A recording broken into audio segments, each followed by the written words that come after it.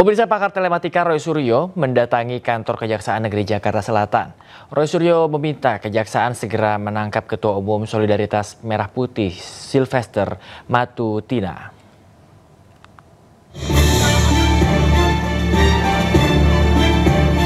Roy Suryo bersama kuasa hukum dan tim advokasi anti kriminalisasi akademisi dan aktivis menyerahkan surat permohonan eksekusi terhadap Ketua Umum Solidaritas Merah Putih Sylvester Matutina. Mereka mendesak Kejaksaan Negeri Jakarta Selatan segera mengeksekusi Sylvester Matutina yang telah divonis pada tingkat kasasi dengan hukuman penjara 1 tahun 6 bulan pada 2019. Orang yang namanya Sylvester Matutina ini sudah memberikan teror, menakut-nakuti, bahkan menghina sebenarnya, ya, dan sudah memfitnah kami dengan mengatakan pasti masuk penjara 1000% masuk penjara. Dia mengatakan 1000% itu di halaman Mapolda Metro Jaya, ya, sudah ada rekamannya dan sebenarnya itu sangat-sangat bukti yang sangat kuat. Tapi ternyata ini yang saya kaget. Ternyata yang bersangkutan sendiri statusnya adalah terpidana, ya, berdasarkan putusan nomor 100 tentang dari Kejaksaan tahun 2018 297 218 lagi dan 297 dan 287 kasasi. Jadi yang sebenarnya yang bersangkutan tuh sudah harus dieksekusi oleh Kejaksaan dan harus masuk ke dalam ruang penahanan, ya, atau masuk lembaga pemasyarakatan. Sebelumnya pada 29 Mei 2017, Sylvester dilaporkan oleh 100 pengacara atas tuduhan pasal pidana pencemaran nama baik terhadap mantan Wakil Presiden Yusuf Kala. Namun hasil putusan kasasi yang merupakan hasil putusan berkekuatan hukum tetap belum dieksekusi oleh pihak Kejaksaan Negeri Jakarta Selatan. Dari Jakarta Selatan, Den Helmi Sajangbati, iNews melaporkan. Pemirsa, panggung rakyat bersuara sempat memanas setelah alumni UGM Friedrich Makanlehi atau dikenal sebagai Fritz Alert Boy naik ke panggung untuk menunjukkan ijazah aslinya yang diklaim mirip dengan milik Jokowi. Ia pun menantang Rismon Sianipar dan juga Roy Suryo untuk menunjukkan ijazah aslinya. Oke, Anda mau menunjukkan bahwa Anda alumnus UGM dan stempelnya ada di belakang foto. Baik, ya, terima kasih. Saya harus imbang juga ya. Salam kenal Bang Rismon, salam kagama, saya alumni UGM, ya. Magister Sistem Teknik Transportasi, lulus 2018 di UGM, lulusan 1,5 tahun. Saya mau bilang begini, saya punya ijazah asli. Kalau mengkaji dengan menggunakan data yang dibilang Rismon, salah. Anak teknik menguji bukan model begitu. Ini saja kami menguji 10 metodologi penelitian, baru bisa itu anak teknik. Teknik apa Anda? Saya teknik transportasi Fakultas Teknik Sipil. Fakultas S1 saya teknik penerbangan, S2 saya hukum, S1 hukum pengacara. Teknik transportasi. 4 gelar, Om Rismon. Enggak, yang tadi Anda mau tunjukkan bahwa... Saya mau tunjukkan. Teman-teman melihat, ini ijazah mirip dengan punya Jokowi. Ya. Apalagi mengkaji dengan menggunakan data. Bentar, boleh saya pegang? Sekunder. Apakah statistik meteorologi begitu ini bicaranya? Enggak, sebelah Anda mengatakan bahwa capnya di belakang foto. Begini, Bang. Tadi saya melihat memang seperti itu, tapi ternyata kalau kelihatan ada.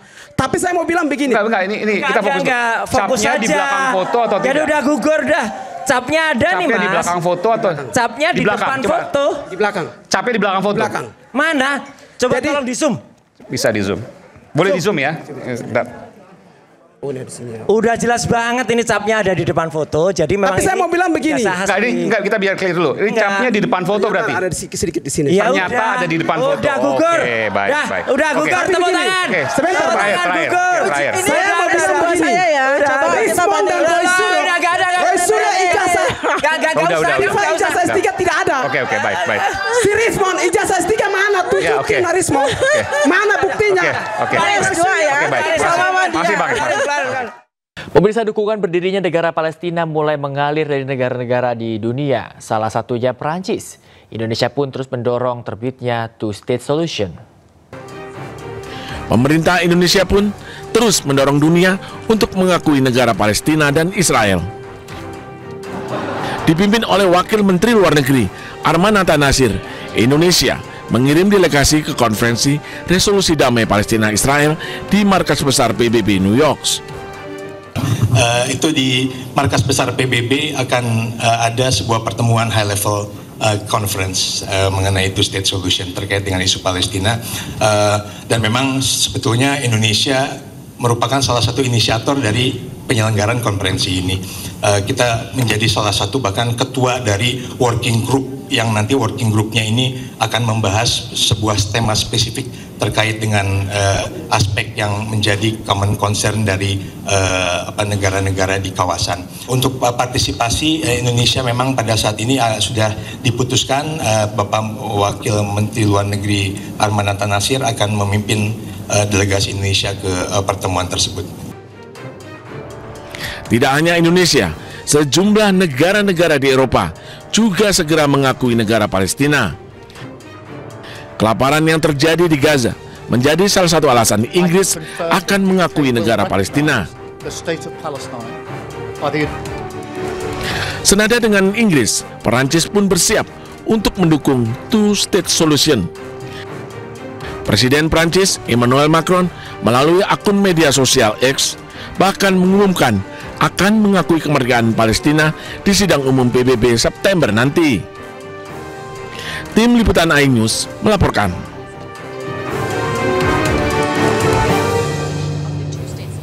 Pemirsa, 15 negara barat menyatakan siap mengakui negara Palestina. Hal itu tercapai dalam deklarasi New York yang dimotori oleh Prancis dan Arab Saudi.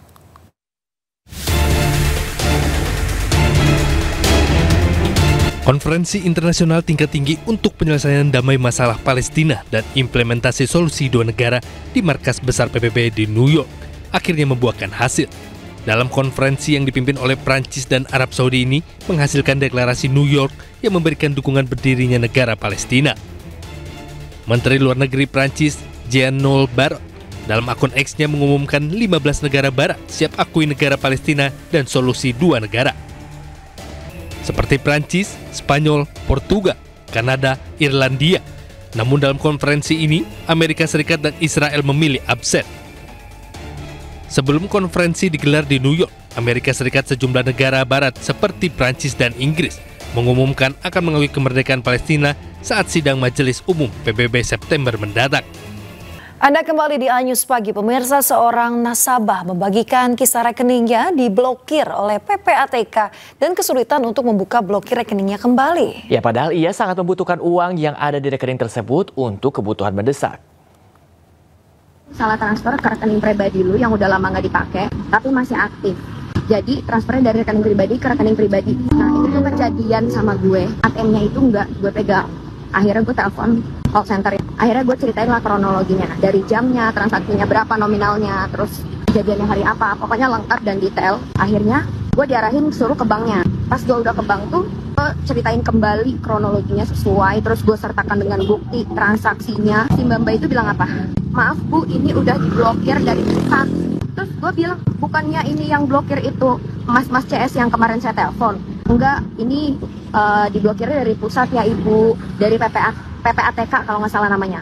Terus gue langsung kaget dong, Ibu tenang dulu ya, ini bukan kasus korupsi. Ini itu kalau misalnya emang udah nggak dipakai rekeningnya dan nggak ada transaksi, meskipun ada uang mengendap, itu bisa terblokir dari pusat. Gue langsung kaget dong. Sekarang ya, gue tuh sangat membutuhkan uang itu. Jadi gue berharap banget kalau uang itu bisa diambil. Dan ternyata nggak bisa diambil dong. Nggak bisa diambil sekarang uangnya.